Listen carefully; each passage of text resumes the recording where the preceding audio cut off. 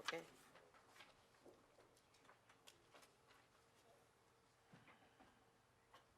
All right, thank you very much. Good evening, everybody. I would like to welcome you to our Planning Commission meeting for Thursday, February 10th. And I would like to remind you that you must wear a mask during this meeting. And on our agenda, we will now begin with our Pledge of Allegiance. If you'd like to please stand and join us in the pledge.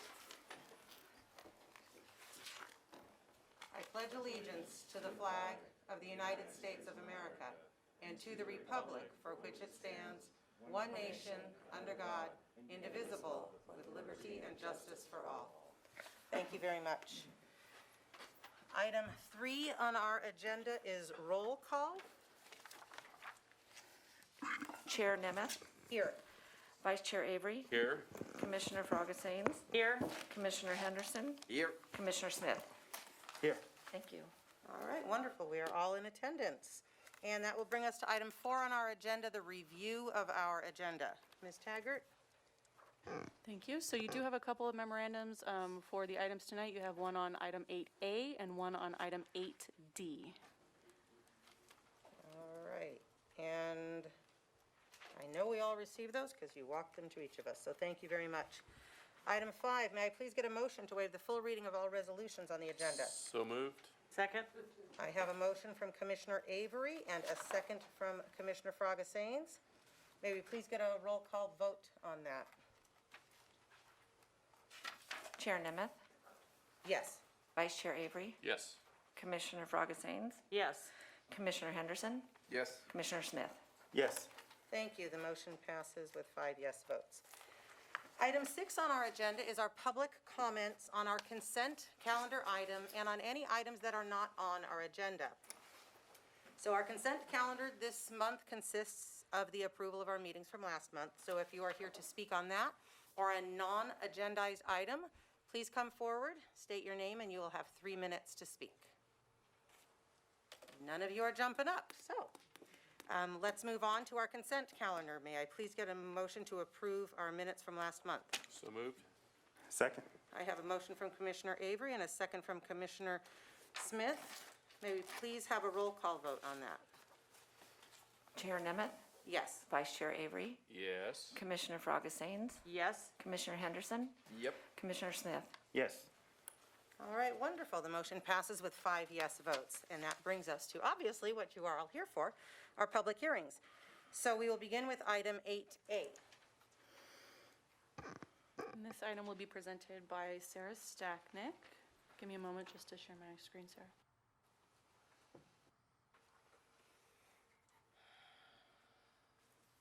You don't need that.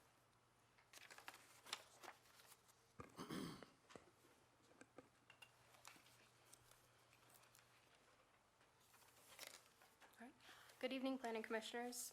Before you this evening is a request for the continued operation and redesign of an existing major wireless telecommunications facility. The project is located at the northeast corner of Palmdale Boulevard and 9th Street East and is within the Palmdale Transit Area Specific Plan. The previous conditional use permit for this facility expired in November 2020. As shown here, the existing facility and equipment enclosure is located on the northeast corner of the site, and for ongoing maintenance purposes, the project will continue to take ingress from Palmdale Boulevard and egress to 9th Street East. The existing facility is 65 feet high and is located within a 7-foot high neutral colored block wall enclosure. The application proposes to convert the existing slimline monopole into a flagpole design, which will include the painting of the pole white and the installation of the United States flag. No changes to the equipment or antenna are included as part of this application, and this project complies with all development standards of both the specific and general plans. And as Megan mentioned previously, there has been a memorandum circulated, which had minor adjustments to the conditions of approval. And with that, staff is recommending that the Planning Commission adopt resolution number PC 2022-004 as amended, approving conditional use permit 21-003, and find that the project is consistent with the previously adopted mitigated negative declaration and mitigation monitoring and reporting program for conditional use permit 10-005. Thank you, and I'm available for any questions. Thank you very much, Ms. Stacknick. Do any planning commissioners have technical questions for staff at this time? Okay, thank you very much. Then I will open the public hearing on this item. If I should check with the virtual land first. Are there any hands raised out in the other world?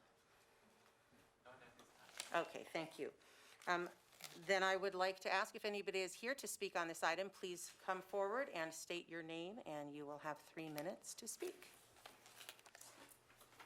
Seeing no one, I will close the public hearing if there is no objection. And I would like to ask for a motion or a discussion on this item, reminding you that we do have an amendment to it. Make a motion to adopt resolution number PC 2022-004 as amended, approving conditional use permit 21-003, and find that the project is consistent with the previously adopted mitigated negative declaration and mitigation monitoring and reporting program. I'll second the motion. Did you do the amendment too? I did it as amended. I did it. I'll Perfect. second the motion. All right. We have a motion from Commissioner Fraga-Sains and a second from Commissioner Smith. Is there any discussion on the motion? All right, then we please have a roll call vote. Chair Nemeth, Yes. Vice Chair Avery, Yes. Commissioner Fraga-Sains, Yes. Commissioner Henderson, Yes. Commissioner Smith. Yes. All right, let the record show that the motion passes with 5 yes votes. That will bring us to item 8B. Thank you, Ms. Stacknick. All right, this item will be presented by Justin Souter.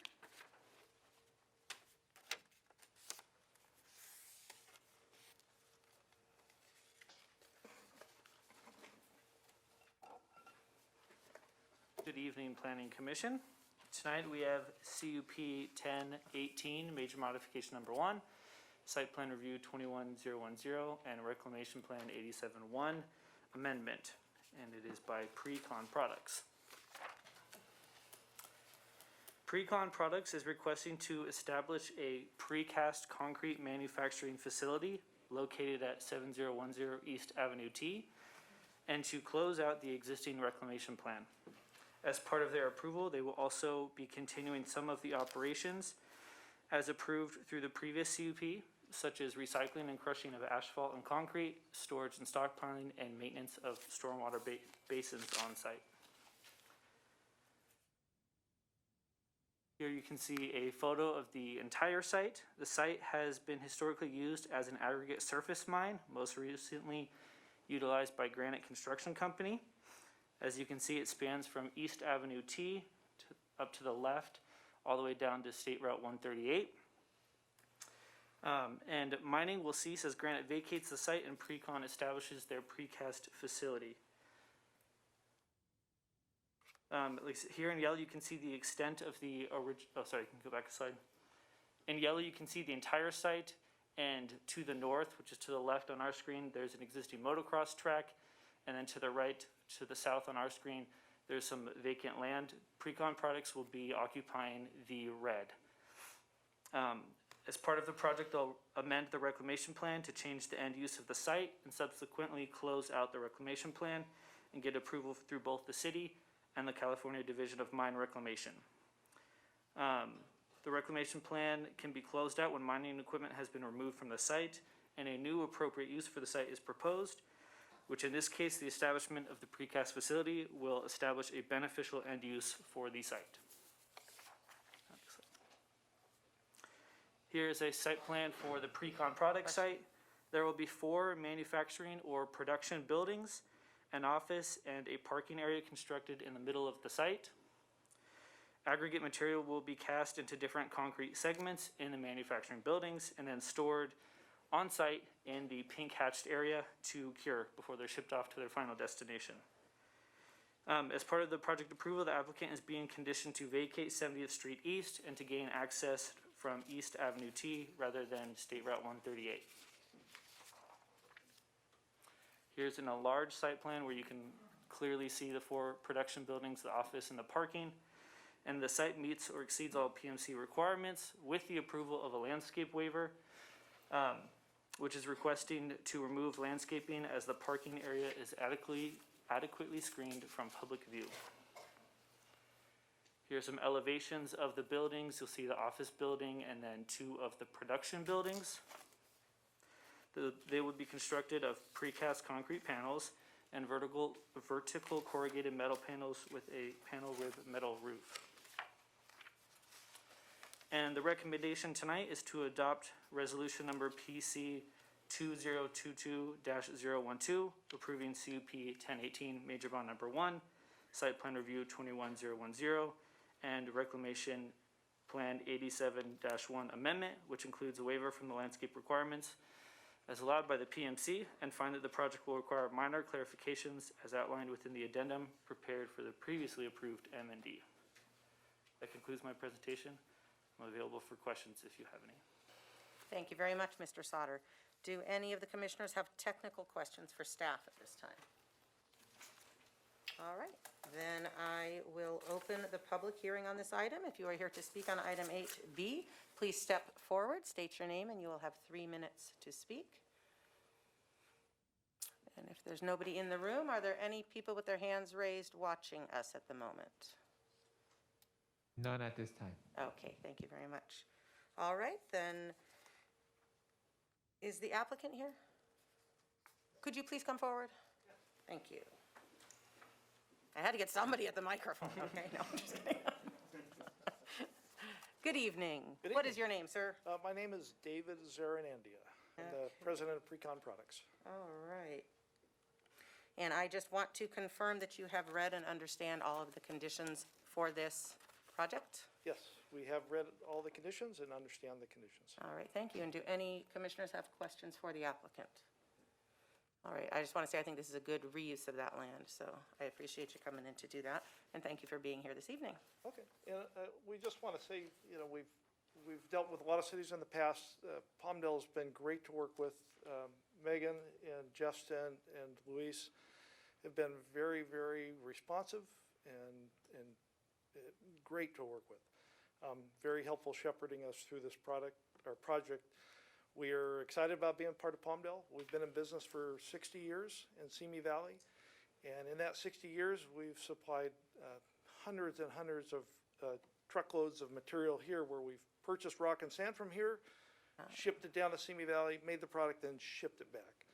So we're very happy about coming back in, being part of the community, manufacturing here close to the aggregate source, and providing good jobs and lots of tax revenue for you. But thank you very much. Thank you very And much for being here. I helping us appreciate through it. the process. All right, thank you. All right, then if there is no objection, I will close the public hearing on this item. And may I please get either a motion or discussion on this item?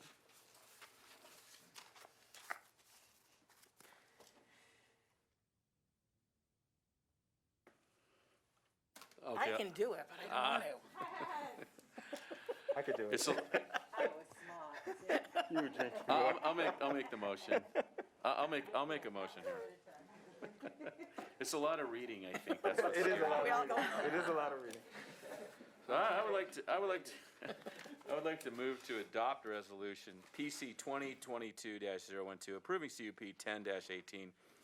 MM numbers 1 SPR 21-010 and RP 87-1 amendment, which includes a waiver from landscape requirements as allowed by PMC section 17.87.050H1, and find that the project will require minor clarifications as outlined within the addendum prepared for the previously approved M&D. Hope I can get a second on that.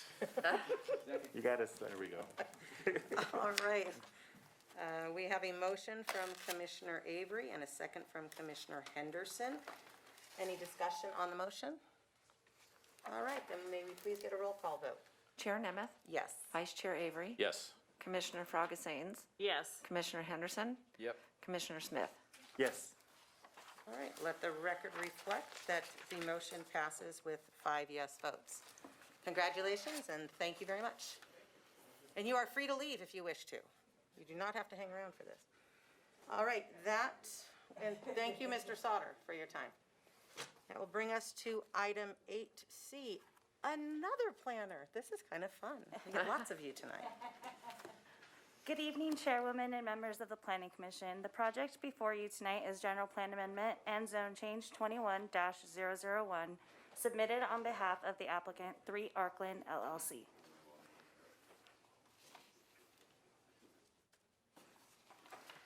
The applicant submitted a request to modify the general plan land use designation from low-density residential to public facilities and zone from R1 to public facilities for 3 contiguous parcels totaling approximately 160 acres located approximately 2,500 feet west of Tierra Subida and 2,600 feet south of Elizabeth Lake Road. Please note that no development is proposed at this time. Should development be proposed, that will go under separate review. On this slide, you will see an exhibit of the existing general plan land use designation and zone for the properties in question, along with the surrounding properties. Approval of the request would change both the general plan land use designation and zone to public facilities. The public facilities land use designation allows for various types of uses that serve the public, including hospitals, public safety, and government facilities, sewer and water treatment plants, and landfills that are necessary to serve the mix of uses surrounding the property. It is also important to note that the public facilities land use designation also allows for a natural progression in uses as it is compatible with the property located immediately to the south. A negative declaration has been prepared in accordance with CEQA guidelines and has identified that no significant impacts would occur. Staff recommends that the Commission adopt resolution number PC 2022-013, recommending City Council approval of General Plan Amendment 21-001, Zone Change 21-001, and adoption of the negative declaration prepared for the project. Staff and the applicant are available for any questions. Thank you very much, Ms. Magana. Do any commissioners have technical questions for staff at this time? All right. Then I shall open the public hearing on this item. If you are here to speak on this item, please come forward and state your name, and you will have 3 minutes. And is there anybody in virtual land? None at this time. All right. And is our applicant is he here, online? Any one of you, come on forward. You go, I'm not going. Your turn. All right, good evening. And what is your name? What is your name? Philip Arkland. All right, hi, Philip, welcome. Do any of the commissioners have questions for the applicant? Okay, I just want to make sure you've read. Have you read and understood everything that applies to your project? Yes. Okay, wonderful. Thank you very much. Thank you. Thank you very much. All right, if there is nobody else here to speak on this item and there is no objection, I will close the public hearing and ask for either a motion or discussion on this. I'll make a motion to adopt resolution number PC-2022-013, recommending City Council approval of GPA 21-001 and ZC 21-001 and adoption of the negative declaration prepared for the project. Second it? All right, we have a motion from Commissioner Smith and a second from Commissioner Fragasains. Any discussion on the motion? All right, then may we please have a roll call vote? Chair Nemeth, Yes. Vice Chair Avery, Yes. Commissioner Fragasains, Yes. Commissioner Henderson, Yes. Commissioner Smith. Yes. All right, let the record reflect that the motion passes with 5 yes votes. Thank you very much for being here this evening, and you are free to go.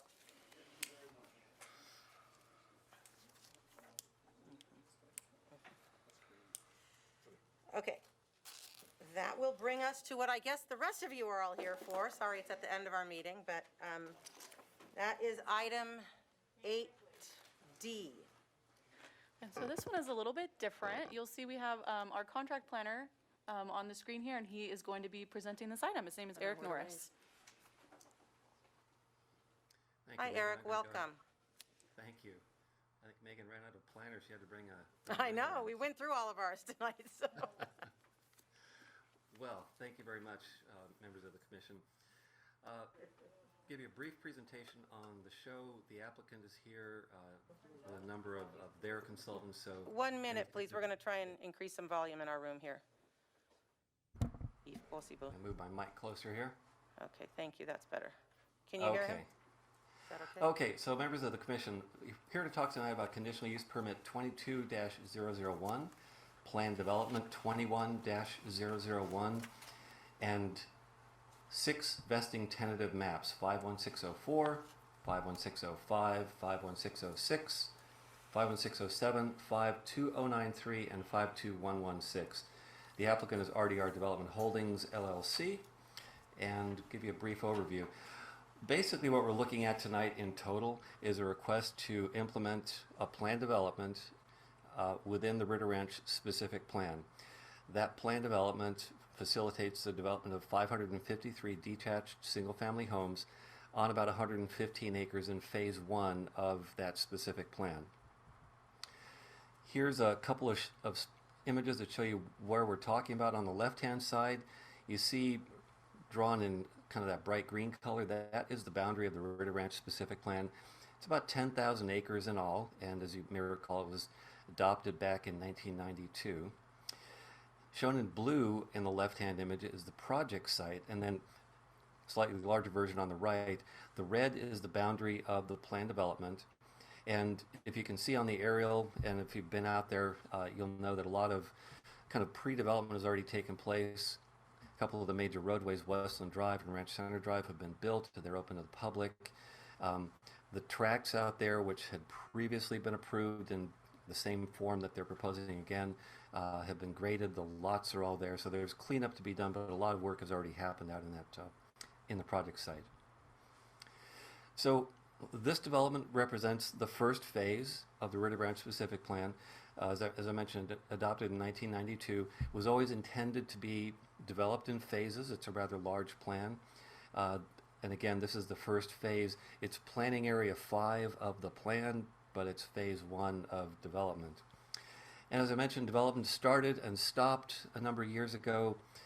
Grading and roadway construction has occurred.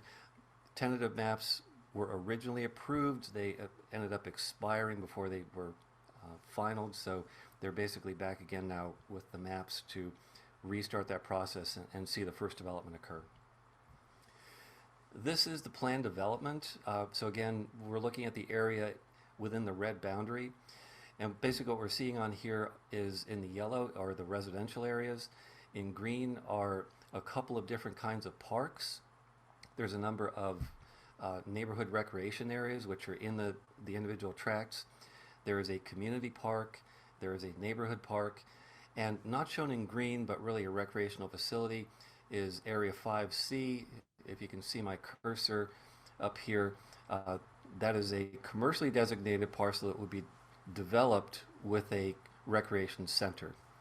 Now down here in the lower right hand corner, this is phase 1B. That is not part of what you're looking at tonight. That would be the next phase to come in for development.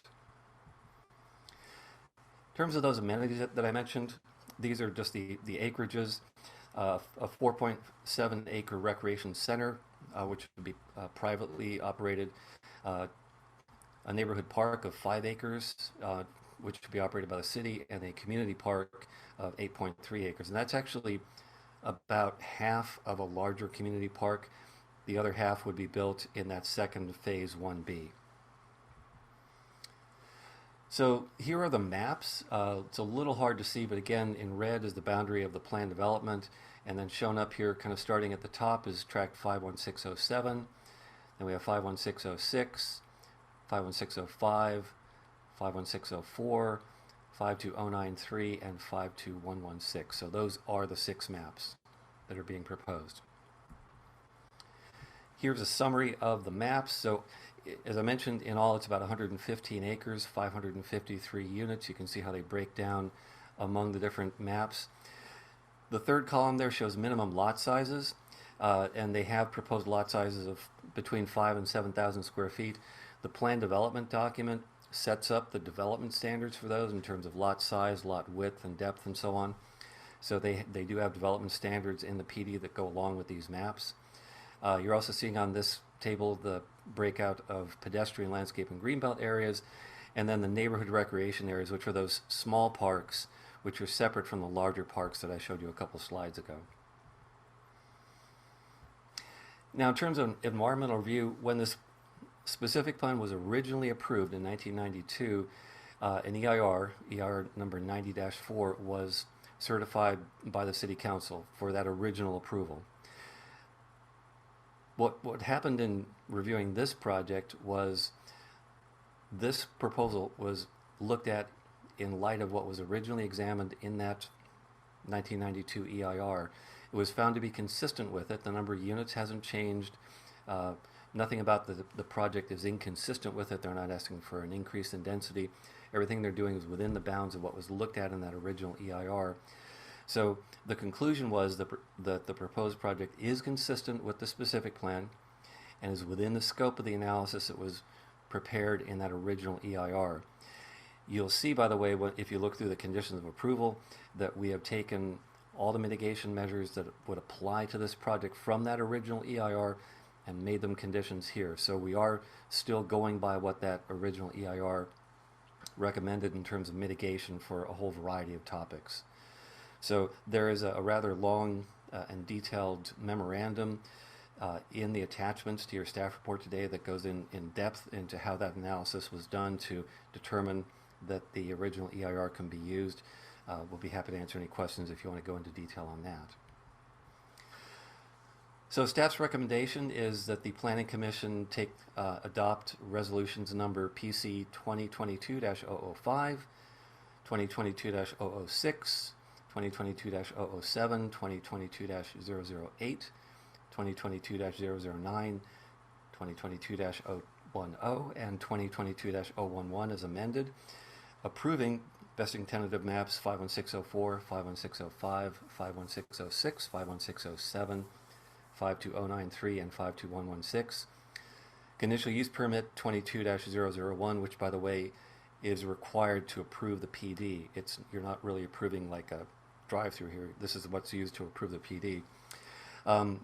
Continuing on then, PD 21-001, and find that the project is consistent with EIR 90-004 for the Ritter Ranch specific plan. Part of your package tonight, I'll just add, is you have a memo which includes changes to the conditions of approval, which have been modified a little bit since the package was distributed to the Commission. There are also two updated pages to the plan development, pages 15 and 16 in the version that was distributed to you had some minor errors. Those have been corrected, and you have replacement pages. So should you agree with staff's recommendation, we would ask that you make part of your motion inserting those new pages into the PD and making that the approved document. And with that, I will end my presentation. Be happy to answer any questions. Okay, thank you very much, Mr. Norris. Do commissioners have any technical questions for our planner at this time? Okay, I noticed in the amended document we received, the condition for, excuse me, there's lots of papers up here. The fair share cost of the construction of a fire station and public library have been removed as conditions. Just curious as to why.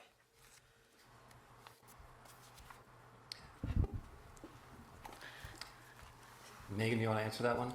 Sure. So we worked diligently with the applicants between the time of distribution of the staff report and now to come to agreements on what improvements they were going to do and what conditions need to be modified to reflect that. So I would ask that the applicants come up and answer that question. Okay. Not at this moment, though. Yeah. Okay. Okay, are there any other technical questions for staff? Okay. Then at this time, I shall open the public hearing on this item, which I believe is why most of you are here. So I do have 3 speaker slips, and I'm just going to go in order that they are up here. I have Ms. Peggy Fuller.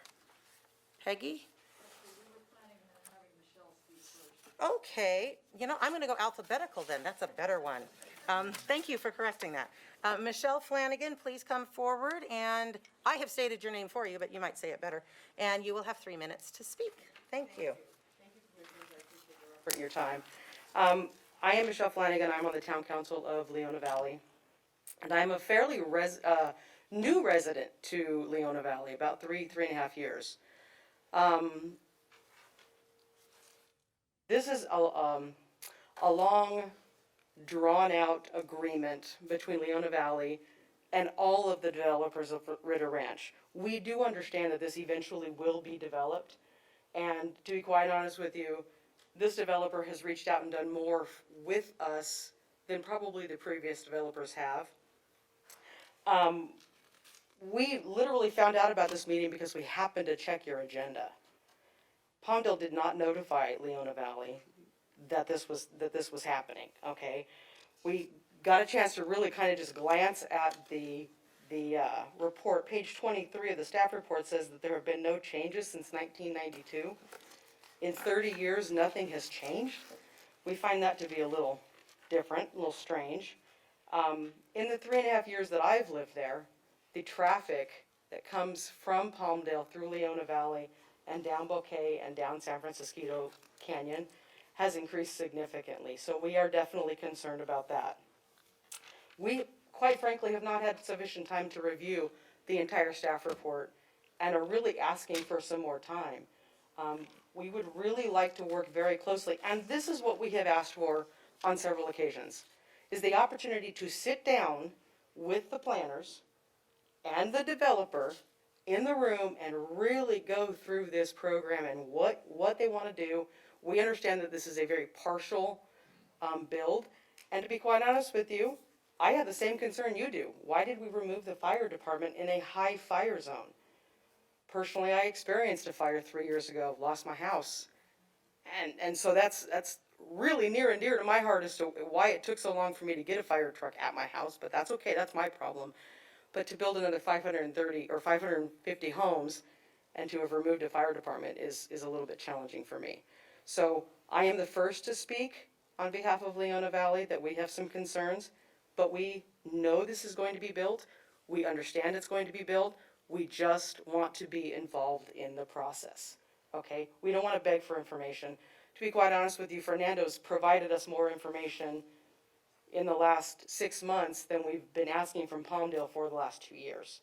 So help us, help this be a good community partnership, that we do this well, because we are your neighbor and we really want to be a good neighbor, and we suspect that you also want to be a good neighbor to us. Thank you. Thank you very much, Ms. Flanagan. All right. Our next speaker, Peggy, you ready? Alphabetically, you're next, so you're going. That's how it's going to work. I'm Peggy Fuller. I'm a resident of Leona Valley, and I'm a past member of the Leona Valley Town Council. First of all, I want to make sure that the commissioners received the letter that we submitted yesterday. Yes. Okay, because I inquired of staff, but I never got an answer about whether or not it had been received. In regard to what Michelle had mentioned, that there have been no changes since 1992, the population of Palmdale has doubled in the last 30 years. So that's had a big impact on our community. And to keep adding more and more is just going to continue to have more of a negative impact. We're really concerned about the traffic impact analysis study that was done. And I saw a letter saying that it really wasn't ready until now, but it was dated 2018. And we could have been looking at it all this time and giving you a better perspective on it than we were able to give in the last 2 days. Our biggest concern is that that traffic impact analysis only addressed traffic going eastbound from the project. There was absolutely no analysis of traffic impact or numbers going through the intersection of Elizabeth Lake Road with Godey, or with Bouquet Canyon, or with 90th Street, which is the center of Leona Valley. And obviously, there is going to be an impact, and that needs to be analyzed. And it was analyzed in the original EIR. And the study was done by exactly the same company. And from what I can tell from reading this analysis, they were told by the city of Palmdale to not include that, to only look at the eastbound traffic. That, I think, is very concerning. I'm also surprised to hear that amendments were made and the fire station was removed and the library was removed, and obviously we haven't had a chance to look at any of those amendments. So again, like Michelle said, we'd just like some more time so that we can adequately look at these studies that were done. The original EIR only did projections up until You have 20 seconds. up until the year 2010, and those were inaccurate as it was. So the fact that we have another 12 years added on to that with no analysis is very concerning. Your time is up. Thank you very much. Thank you very much, Ms. Fuller. All right, I have another speaker slip from Carl Piercy. Come on down, it is your turn. Hello and thank you. I'm a little unprepared or over-prepared because I thought this development was roughly around 10,000 homes. I'd like to start off by saying, every time you guys deal with any of the other town councils or us, we're all volunteers coming out here. Nobody's getting paid. We're leaving the house and coming out here, so there's a little more effort on our end to try and meet you guys midway. So yeah, it's big on volunteers. Myself, I grew up in Lancaster when Palmdale was about 7,000 people. When Lancaster had about 22,000, okay? By the late 70s, my wife and I were fed up with traffic. We got out to Leona Valley. You know what I found out about Leona Valley? It's a refugee camp. Everybody out there has been pushed out of a little nice town and it turned into a city. And it's the same story all the way around us. Okay, I'll skip that topic. Now here's a speech I wanted to give because this is a rehash of the same speech I gave last time. I was talking to Mayor Pete Knight and Ledford was over off to the side. The project at that time was 12,400 homes. So I did some quick calculations. We had computers back then. And at just a ballpark, 10,000 homes, that's going to be about 20,000 cars. Now, if one person out of every 3 homes drives down to the valley, that's 3,320 cars. Now, I figured my truck's about 16 feet long. Between stop and go and 70 miles an hour, I calculated about, a following distance of 2 cars. Okay, so you got 3 cars worth. Okay, that comes out to 30.18 miles of cars in a row on the 14 freeway going to LA. Then you've got another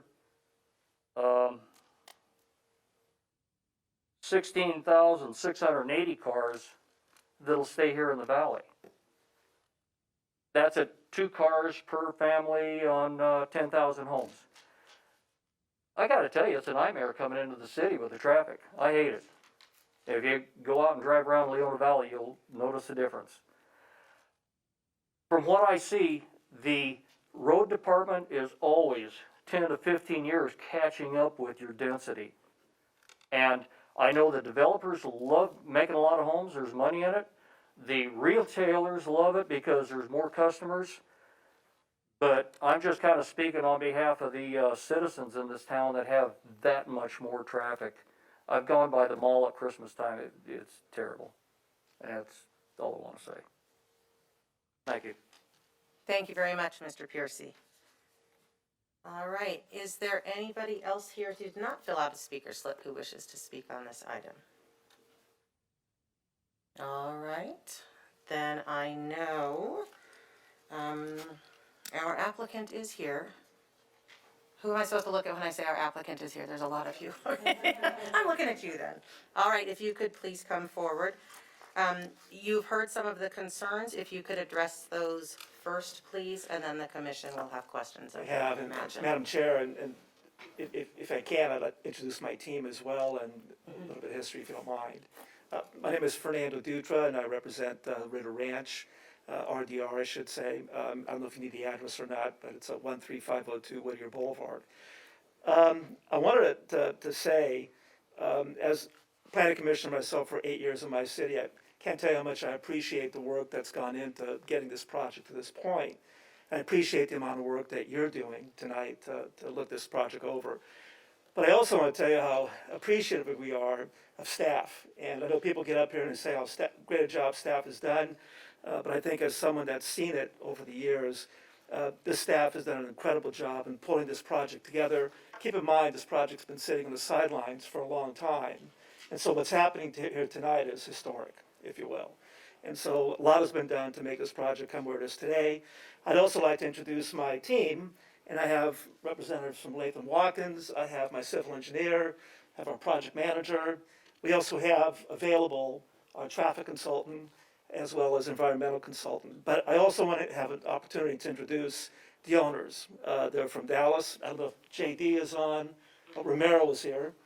If I could, I'd like to give him an opportunity to introduce himself. He's the owner of the company. Thanks, Fernando. Good evening, Madam Chair, members of the Planning Commission. My name is Romero Alvaron, and I am with Preston Hall Capital. Preston Hall Capital is the sole owner of RDR Holdings. I am joined here tonight with John Denon. Both John and I are in Dallas, so we wish we could have been there tonight. But as we were going through, the various items that staff needed for this evening, it was best to handle that from Dallas. We were excited to see you in December in our initial presentation. Again, we wish we could have been there this evening. I too want to thank city staff, for all the work that's gone into this, and it is a lot of hard work. It's well over a year to get to this point from the time that we took ownership of Ritter Ranch, and this is a project that it has been a long time coming. This is the first of many steps, that we'll be going through with the commission and city council and our community neighbors as well. But it will not, come to this point without, again, that dedicated hard work of city staff, and we just wanted to acknowledge that and tell you how appreciative we are of that. We do have our team sitting in the audience as well, and we do have a presentation, and I'm going to ask them to start that presentation by addressing the two questions that have been brought up tonight, from the commission, which is the fire station and the library. So with that, Fernando, I think with you and Cindy, if you can start off the presentation and focus our comments there, and then we're going to go through the balance of the presentation. But again, thank you for having us tonight. Sure. Thank you, Romero. And I don't know if JD, you wanted to say anything as well. No, I mean, I think we have plenty of team members, but we do want to address a number of the issues raised, both by our neighbors in Leona Valley as well as the commission, so thank you. Yeah. And let me say, before I go on, that we want to be good neighbors, right? I mean, and I think Michelle said it, since we've been involved with the project, we've reached out, we went to the town council meeting, we've sat down with them, explained what the project is all about, and our intention, and certainly my intention from sitting on the city side as well, is to be a good neighbor, to be a collaborative neighbor, and to make this project something that everybody can be proud of. That's our intention. But anyways, to put that aside for now, I'd like to introduce Cindy, and she's going to be talking about some of the technical issues and making sure that we get it right. Good, Cindy. Thank you. Hi, Commissioners. My name is Cindy Starrett from Latham and Watkins. And I think, Madam Chair, you had a question about two conditions. Yes. And let me just address that. First of all, of course, the issue of fire safety in libraries is incredibly important. And our maps have, I think it's at least 5 conditions in each map. On fire, we have the county fire department has to approve our design. We have a mitigation measure for the county fire department, and this was negotiated as part of the specific plan required in the documents. We have to provide a pumper truck and a patrol car, and I think the estimate is that's about a $2 million cost. In fact, we're getting ready to order that equipment because it takes a while to get in place. We have fire mitigations in the mitigation measures. We have fire-resistant construction conditions, and we have to comply with the current state building code on all of those issues. And the city of Palmdale has a fire facilities fee. And the conclusion of the EIR was that our first phase, our 553 units, is fully mitigated by that at least $4 or $5 million worth of mitigations. The condition that was corrected addressed the future CFD for the rest of the project. And the mitigation measures in the EIR are clear. Those are not required for phase 1A. Those are not required. In fact, I believe it specifies it's around 3,000 units before a fire station is needed. So we will be dealing with a fire station at that time. That's correct. But it wasn't required now. And the new CFD has not been formed. It's not before you. So for those reasons, we said the existing fire conditions were accurate. Sorry, it's hard to breathe in So these we're being masks. consistent with the original EIR. And then on libraries, the city has a public facilities fee, which includes costs for libraries. Once again, we're paying that for phase 1A. The specific plan does contemplate a library in a future phase, and at that time, the CFD, will help provide for that. So those two conditions reference the CFD, and they were duplicative of fully mitigated impacts, and that's the reason we asked for them to be changed. Thank you very much. A very good explanation. And then we heard from Leona Valley. Would it be appropriate for us to respond, or Yes, should please. we wait to see what Yeah. other comments there are? Yes? At this time, please. Okay. Just a yes. I'm sorry, Madam Chair, did you say yes? If you could please respond at this time, that would be ideal. Okay, so we weren't around in 1995 when the agreements were reached with Leona Valley, but nothing has changed at Ritter Ranch since that time. I think you saw there's been grading, but there's been no homes. And that agreement that was entered into with Leona Valley, we are continuing to honor. We haven't talked to the city directly about it. I believe the city is continuing to honor it as well. It was between the developers of Ritter Ranch, the town council, and the city. And it provided for a number of things. One was that the city had to, the city and the developer agreed to make some amendments to the specific plan, which they did. And our proposal is consistent with that plan. Leona Valley agreed that they would accept the final EIR with the conditions in the final EIR and the additional conditions that were added into the specific plan, which again, none of those are being changed with our phase 1A proposal. It was also agreed that to facilitate communication, the developer and Leona and the town council would each establish a relationship. They would appoint a representative, and those people would talk to each other. So from our perspective, we tried to do that. I think that's what Fernando's been trying to do. So I think we were really surprised and disappointed to see the letter yesterday because obviously we have to figure out how that communication can be improved to the point where we, the developer, hear that there's a question so we can talk about it and have that communication. And I'm happy to set up monthly meetings with the town council and updates.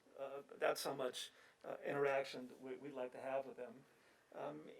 But like we said, up until now, we believe we've provided appropriate amount of interaction and communication, and we want to continue it. That's what we want to do and be better at it. And then I think Eric briefly addressed what was done on the environmental, and I know that was one of the substantive questions that the town council had. The sentence that they've been quoting really does need to be quoted in full. It's on page 23 of your staff report. It does not say that nothing has changed since 1992, and that's when my first son was born, so I know that's not true. It does not say that. It basically says, looking at this EIR with a plan that has not yet been implemented, has anything changed such that the 117 mitigation measures and the requirement to comply with all current laws and all current building construction standards, that those are no longer adequate to fully mitigate the impacts of Phase 1A? That was the question. And there were 75 pages of analysis that was shared with you. There's another 100+ pages of the traffic study that we did share with Leona Valley that your staff has been reviewing, and a lot more work behind that. And so I know Eric would be happy to answer those questions. We also have our CEQA consultant and our traffic consultant available in the virtual meeting if there's any questions for them. Yep, perfect. Is there anything else? Anything else? Thank you very much. I did have a question regarding the traffic concern that was in Ms. Fuller's letter, that it was only, I wonder if we want to ask Let's get Jeff Jeff. Held, Reference. the Yeah, traffic Jeff. consultant, to Is answer? that okay? So, Megan, can we get Jeff on by any chance? Should be on the virtual meeting. Right. He's available. Jeff? Or Peter, do you want to speak more? Or Hello, Mike, everybody, I'm here. Well, here we go, thank you. hi, Jeff, welcome. Yeah, thank you very much, I appreciate it. So Go ahead. the concern that we received from a Leona Valley resident was that the traffic study had only studied eastbound traffic and nothing concerning the westbound, and I want to find out the background on that, please.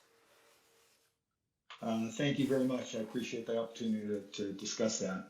So we, in coordination with city staff, we developed the number of intersections that this traffic study is analyzing. We also agreed on several other items that dictate how the methodology of the study is performed. Specifically, we looked at trip distribution and assignment.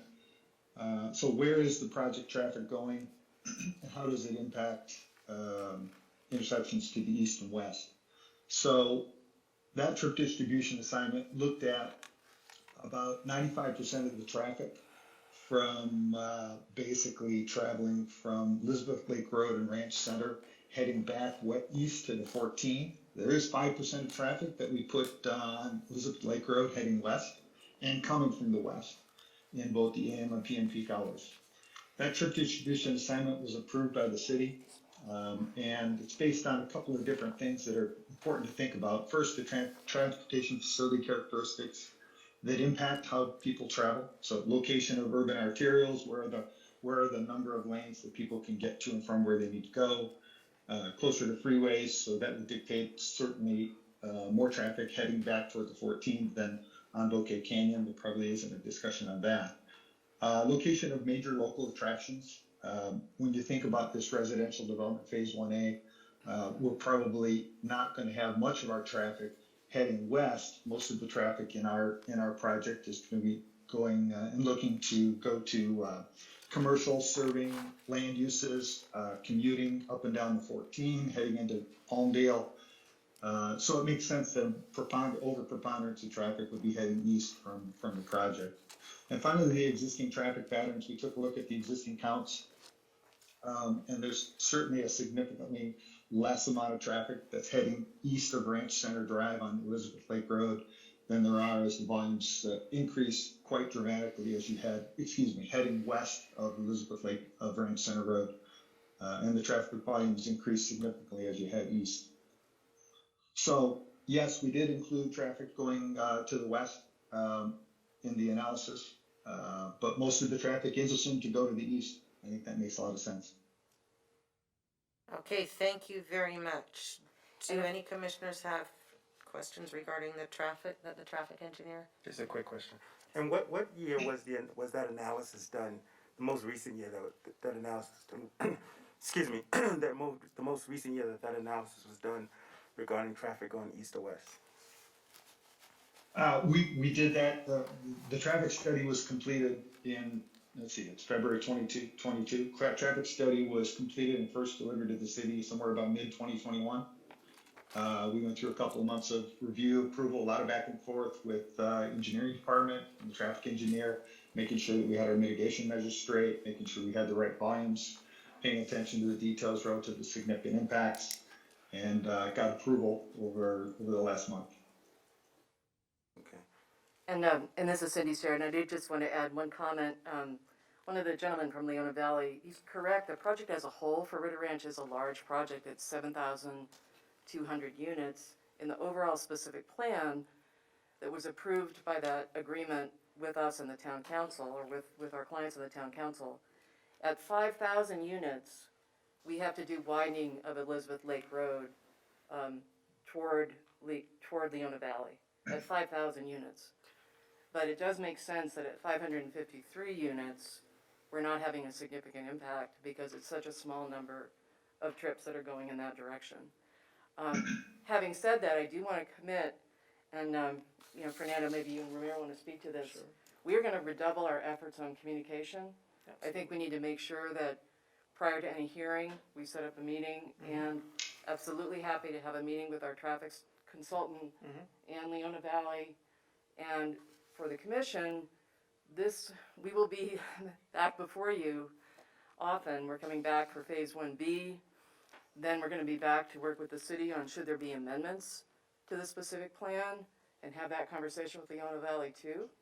It may be the density, is not going to increase for this project. It may be something where the traffic's going to be reduced in part if there's some density reductions. So it's going to be a long, ongoing conversation. We do hope the commission is able to act tonight though, because we do have a lot to do here, including trying to get to market and convince people that Ritter Ranch really can be real.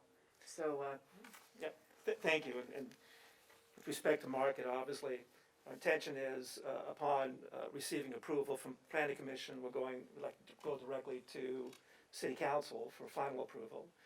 And then our intention is to take the project to market to try and bring in some of the quality developers that will actually build the stick housing. Our responsibility as master developer is to provide all the infrastructure, if you will, as well as some of the amenities, which we're very proud of. We have a recreation center that's going to be built. It's about 8,000 square feet. It'll have a pool, it'll have tennis courts, it'll have hopefully pickleball courts, which I'm having a good time playing, and some other great amenities, and trails as well. This particular developer here, we are very proud of how we incorporate trails into our projects. We're hikers, we enjoy being outdoors, and so we understand the value that trails have in the community. So you have our commitment that we want to build a first-rate project community, and we're looking forward to receiving approval this evening. Okay, thank you very much. Do any of the commissioners have any other questions for the applicant? I'm just curious about the fire station. I imagine LA County Fire has a lot to do with when and where a fire station goes in. And you were saying that you have to have so many units before it can support a fire station to cover the area. What fire station serves that area in the interim? And if you're buying them a fire engine, where are they going to put the fire engine if they don't have a fire station? Great question. So I talked to LA County Fire Representative Monica about that. And when we're able to purchase the equipment, which, by the way, we've asked for costs, and we're looking forward to providing LA County Fire with the equipment, it's going to go at the fire station that's currently over by Anna Verde. There's an existing fire station there. My understanding that that's where they're going to place the equipment. Yeah. So, they've got plans for it, and they understand that they need to make room for it, but that's my understanding of where it'll be located. Do you know the distance from fire station to serve? I know a lot of insurance companies are very particular. If the distance is too far, your fire insurance becomes very expensive, or they won't give you fire insurance. Yeah, and for Anna Verde, it's actually very close because this phase of our project is adjacent to Anna Verde. Yeah. And the fire department's mitigation analysis is basically if you're within an existing service area, but additional equipment is required, that's why they asked for the additional equipment. In the future, the estimate was, I believe it's like 2,000 or 3,000 homes, but they have the right to ask for it sooner. Right. So if we propose development in an area that they don't currently serve and they say we need the fire station sooner, that will be our obligation. And does the developer build the fire station, or just supply the land to build the fire station, and LA County builds their own fire station? It's really what they are at, whatever they ask us to do. I mean, essentially, we'll have the equivalent of a monetary obligation, and if they want it in land, if they want it in deliver facility, if they want to be combining different funding sources and building it themselves, we'll have to do whatever it is, they're asking us to do. Our responsibility is to meet that condition, and more importantly, to make sure that our residents are safe. Right? Ultimately, that's what our responsibility is. And so, having built fire stations before in master plan communities that I've developed, Cindy's absolutely correct. It works in both ways. It'll be up to LA County Fire at that time, and we're happy to give them whatever the requirements are going to be. Yeah. Thank you. You bet. Okay, thank you very much. Thank you. Any further questions from any commissioners? Okay. Is there anybody else here to speak on this item? For Miguel, is there anybody in virtual land? Not at this time. Okay, then, at this time, if there is no objection, I will close the public hearing on this item. And thank you all for being here and voicing your opinions and concerns and knowledge. So at this time, I would like to ask for either motion or discussion on this item, and I know, I guess I'm gonna open it with a little bit of a discussion. I want to say,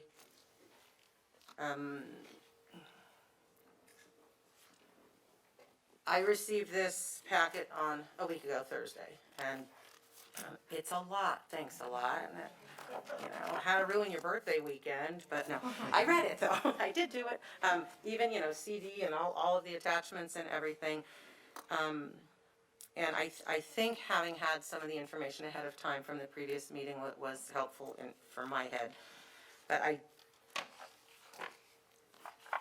I am concerned about the lack of communication with Leona Valley, and I understand that there's two sides to that, and the land does, it is sad when you drive through there and see the block walls and the yucky roads, and it looked like something was happening, and that breaks my heart when I see somebody started off to develop something and they were unable to do it for whatever reasons.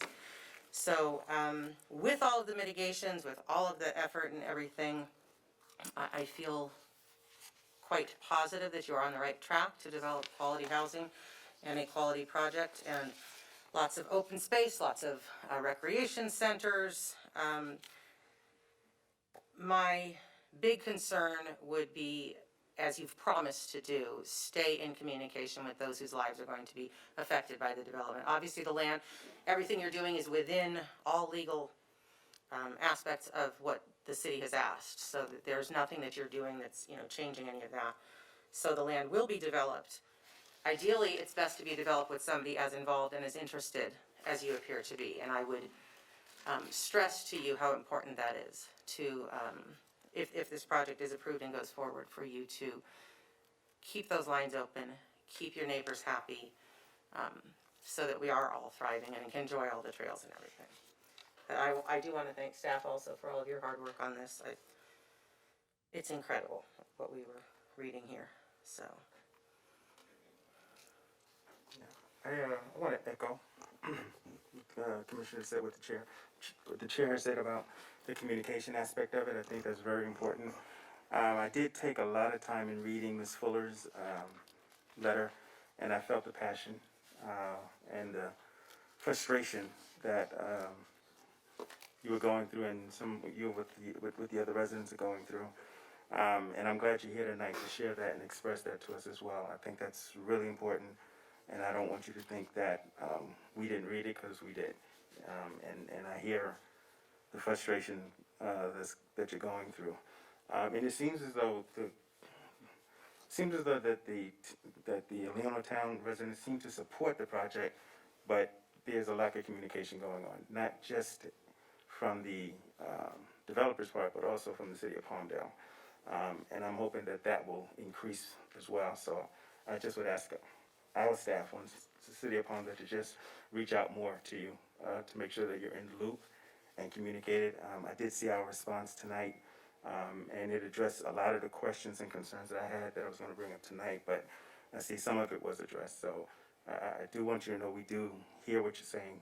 We do understand the frustration, and communication really resolves a lot of things. So thank you for making a commitment to communicate with the city of Palmdale, but also with the Leona Valley citizens and residents. That's all. I'd just like to make a quick comment. Of course, I agree as far as communication is important, but I am so happy to see this moving forward, because when I bought my house in January '98, that was the selling point. So, it's going to bring more for our city by doing that. And thank you for being prepared. Thank you very much. Any other discussion, or would anybody like to make a motion on this item? I'll just make a comment too. Leona Valley, in my opinion, is one of the jewels of our Antelope Valley. I mean, it's so amazing to drive across the hill, because I live out in the Quartz Hill area in the city of Palmdale, and you just drive over that hill and it's just magical. You're not in the desert anymore. You're in this rural place, and it's very rare to see more than a couple cars per mile on the main drag there. And, to find out now that this traffic study was done just a little over 6 months ago, I wish it would have been shared with the town council, because I think, from what I heard, 5%, and, in my mind, that 5% isn't like rush hour in, rush hour out. It's going to be probably spread out. People just want to go and have lunch in Leona Valley or whatnot. And I think 5%, if that's true, of all these new cars that are going to be there, is not a big deal. But we always, my 4 years on this commission, every time a builder wants to come in and do a project, it's always about the traffic. It's always about, we don't have enough traffic lights, there's going to be accidents, and any additional traffic going through Leona Valley certainly is not going to make the residents happy there, or me as a person that just likes to visit there. But progress is something we have to deal with. Building more homes in this valley, we're being mandated by the state to do that, and this project has been on the burner for a heck of a long time, or almost ever since I've moved out here. So I do feel better knowing that the traffic isn't going to overwhelm Leona Valley, from what I see, and that the communication, as we've all said, is now going to happen. And so I'm happy to hear that. Thank you. Thank you very much. All right. If there's no more discussion, who's the gutsy one that wants to try to make this? I will make a motion to adopt resolution numbers PC 2022-05, PC 22-06, PC 2022-07, PC 2022-08, PC 22-9-009, PC 2022-0010, PC -2002-001, as amended, approving vesting tentative track maps 5604, 51605, 51606, 51607, 5202, 52093, and 52116, conditional use permit 2022-01. Plan Development 2021-001, and find that the project is consistent with final environmental impact report 90-04 for the Ritter Ranch specific plan. I will second the motion. Thank you. That was a lot. That was a lot. Okay, we have a motion from Commissioner Frogasains and a second from Commissioner Smith. And I want to clarify that the amendments are on the resolutions. And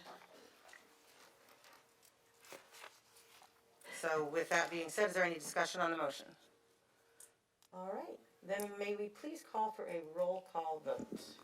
Chair Nemeth, Yes. Vice Chair Avery, Yes. Commissioner Frogasains, Yes. Commissioner Henderson, Yes. Commissioner Smith. Yes. All right, let the record reflect that the motion passes with 5 yes votes. Thank you all for coming out this evening and for sharing your thoughts and concerns. And I want you to go outside and talk to each other before you go. Make sure everybody knows who the faces are, who the contacts are. And thank you for all of your hard work on this. Staff, thank you for your hard work. And Leona Valley, hold them to everything they say, please. Like you said, we all want to be good neighbors.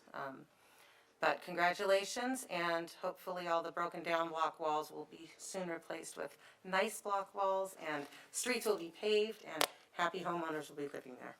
Communicate, communicate, communicate. So thank you all. You are all free to go now before we wrap up the rest of our meeting. But thank you all for taking your time and coming out to our meeting. I appreciate it. And thank you, Ramiro, and thank you, Eric, very much. I didn't get to thank you. Bye-bye. Where do I wave to these people? I'm waving at my screen. That's just dumb. I'm just waving somewhere. Hi.